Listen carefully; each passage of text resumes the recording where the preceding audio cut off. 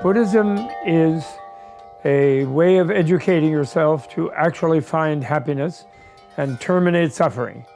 And it's 2,600 years old, and it has all kinds of educational methodologies, including meditation and scientific investigation of reality.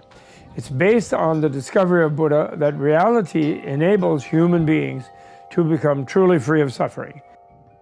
The Buddhist approach is best articulated in the world today by His Holiness the Dalai Lama, and that is, first of all, violence is out, and war is out, and conflict and disagreement is settled by dialogue.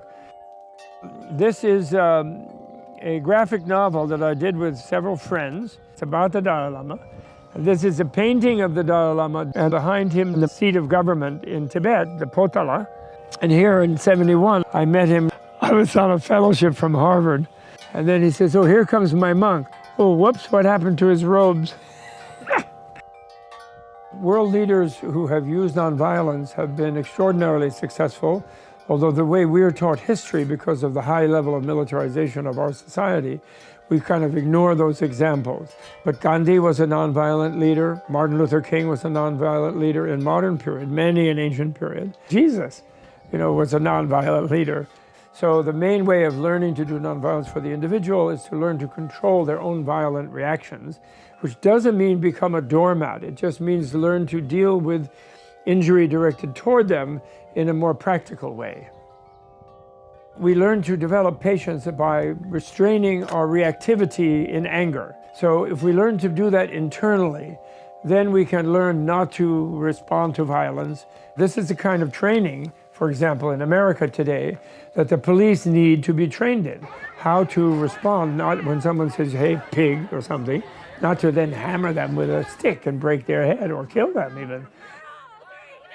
The best way to overcome anger, it's a long, hard job. I can say I had quite a hot temper, kind of still do, but and so it is. I know how hard it is. But one of the things that helps you overcome it with experience is you notice that it always causes more trouble than it solves. Because when I want to lose my temper, when I want to get all obsessed with something, I kind of think, well, I can do it next life. Well, I don't want to really do something harmful because it'll come after me in the future. There'll be no escaping of the consequences of that doing. And so I want to become enlightened, to be really happy and to help others be happy. That's what I want, and I'm going to do it. And that has changed my life. The actions we should take is free speech. Use speech freely. And that's the great thing about our democracy. There is freedom of assembly.